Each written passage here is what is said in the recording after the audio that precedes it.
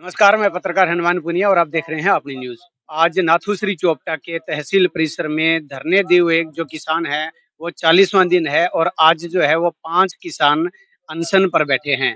यहाँ बता दें कि 40 दिन से विभिन्न मांगों को लेकर यहाँ पर धरने पर बैठे हुए हैं और ऐसे में आज उनके जो मांग जो है वो पूरी नहीं हुई है 40 दिन बीत जाने के बाद। तो ऐसे में अब जो है इन्होंने फैसला लिया है कि अब ये अनशन पर बैठेंगे और यहाँ पर सैकड़ों की संख्या में जो किसान है वो पहुंचे हुए हैं। तो ऐसे में अनशन पर बैठने की क्यों इनको जरूरत महसूस हुई और क्यों अब ये जो है आगे की लड़ाई की जो एक नया एंगल जो अब इसको एक मिल रहा है, ये अनशन का जो एक एंगल है, तो उससे क्या कुछ इनको उम्मीद है, वो इनसे हम पूरा विस्तार से बात करेंगे, चर्चा करेंगे।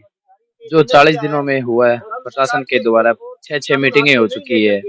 आई मीटिंग में 1 हफ्ते का 10 दिन का आगे का आश्वासन देना सरकार दे जाती है और एक झूठा जो हमके झूठे वादे करके जाती है, उनसे हम दुखी होकर हम 40 दिन से बैठे, हम और इंतजार नहीं कर सकते। हम लोगों की जो भावना है, जो लोग हमारे साथ जुड़े हैं, हम उनकी भावनाओं से नहीं खिलावाड़ कर सकते। इसलिए हमने सख्त फैसला किया है कि जब तक हमारा बीमा खातों में नहीं आएगा, हम इसी दरी पे आमरण अनशन पर बैठेंगे। पानी के सिवा दाना एक अन्न का अंदर नहीं जाने देंगे, चाहे उसमें कुछ भी हो। बिल्कुल, हम आज आमरण अनशन पर बैठे हैं और अब भी सरकार जो अगर नहीं मानेगी तो हम इससे बड़ा कदम उठाएंगे। 17 साल के बुजुर्ग भी अब आमरण अनशन पर यहाँ पर बैठे हैं। जब तक यहाँ पर ये जो धरना चलेगा तब तक ये अनशन पर बैठे रहेंगे। तो ऐसे में इनसे भी हम बात करते हैं, क्या कुछ कहना है। आमरण अनशन यहाँ पर अब शुरू किया गया है, किस तरह से, क्या कुछ इससे आपको लगता है कि सरकार पर दबाव बनेगा? भाई अनशन पर ही बात करते बैठे, हमारी जितनी मांग नहीं मानने की इस समय हम बैठे रहेंगे। मांग नहीं मानेंगे तो विरोध रहेगा जी, फुल विरोध कराएंगे, मांग मना के रहेंगे, हटेंगे नहीं। हम तो शरीर को त्याग सकते हैं। पहले मैं आपके चैनल का और आपका धन्यवाद करता हूं कि आप लगातार हमारी किसानों की आवाज ऊपर पहुंचाने का काम कर रहे हैं।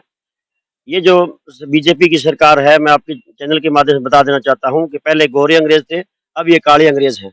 क्योंकि हमने देख भी लिया है और हम देखते भी आ रहे हैं। पीछे 13 महीने हम धरने पे दिल्ली भी रहे थे, उसके बाद हमने लड़ाई जीतने का काम किया। यहाँ हमें 40 दिन हो गए, सरकार का कोई नुमाइंदा, सिरसा का कोई नुमाइंदा बीजेपी का हमारे पास आके आश्वासन नहीं दिया, झूठा सा कि हम आपको बीमा क्लेम दिलवाने का काम करेंगे। जो अधिकारी आए थे उन्होंने भी एक खाली आश्वासन देने का काम किया।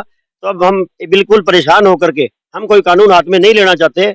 इसके लिए हम सिर्फ हमारे शरीर को कष्ट देने के लिए और हमारी भारतीय किसान यूनियन और हमारे एरिया के सभी किसान साथियों ने कल एक निर्णय लिया और हमने फैसला किया कि हम हमारे 5 साथी आज से आमरण अनशन बैठेंगे और तब तक बैठेंगे जब तक हम हमारा बीमा क्लेम लेके यहाँ से खड़े नहीं होंगे। इस सरकार को झुकाने का काम करेंगे। हम हमारी लड़ाई जीत के खड़े होंगे, चाहे हमें अपने प्राणों की बाजी क्यों ना लगा देनी पड़े। जैसे हम 40 दिन से प्रदर्शन कर रहे हैं, हमने 2 बार इस तहसील को बंद करने का काम किया, एक दिन 2 घंटे के लिए और दूसरे 4-5 दिन के बाद हमने 5 दिन का समय मांगा था हमसे, उनको दिया भी था प्रशासन को। हार करके फिर हमने 3-4 दिन पहले 6 घंटे तहसील को बंद रखा। तब कहीं इनके हाथ पांव फूलने शुरू हुए अधिकारियों के और उन्होंने एक आश्वासन दिया था। सबसे पहले मांग की थी कि क्या हमारा बीमा बन चुका है, क्या अगर बन चुका है तो हमें विलेज वाइज या खंड वाइज हमें एक लिस्ट अवेलेबल कराई जाए, जिससे हमें पता चले भी कम से कम आपको बीमा मिलेगा जरूर। तो अधिकारियों ने कहा था कि सोमवार को आपको 2 बजे से पहले आपको एक लिस्ट प्रोवाइड करा दी जाएगी, जिसमें विलेज वाइज आपका लिखा होगा भी बीमा इतना बना है। कल अधिकारी यहाँ पे आके हमें वो लिस्ट दे के गए थे और तब आपके चैनल के माध्यम से, हमारे जो भी सोशल मीडिया उसके माध्यम से वायरल हुई थी।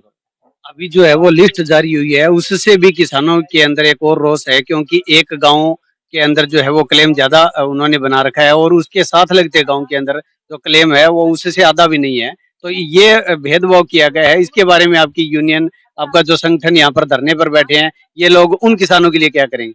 देखो, जो जितना कम ज्यादा बनाया है, पहले तो कंपनी और अधिकारी वो भी नहीं देना चाहते थे। एक ये लड़ाई ये थी भी जो इसने बनाया है वो तो कम से कम मिले। ये भी इसको जो अपने सत्ता के अंदर बैठे हैं उन्होंने भी कह दिया था कि कंपनियों ने डकारने का काम किया है अब की बार, लेकिन नहीं, हमने कहा था भी हमारी यूनियन और हम किसान साथी आखिरी दम तक लड़ेंगे और इनसे पैसा, जितना भी हमारा पैसा बनता है वसूलने का काम करेंगे।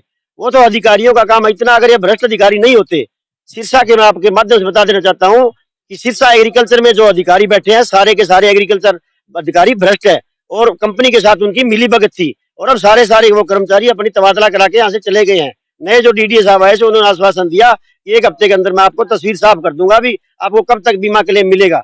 कम ज्यादा के अधिकारी यहाँ पे आने को मंजूर नहीं थे।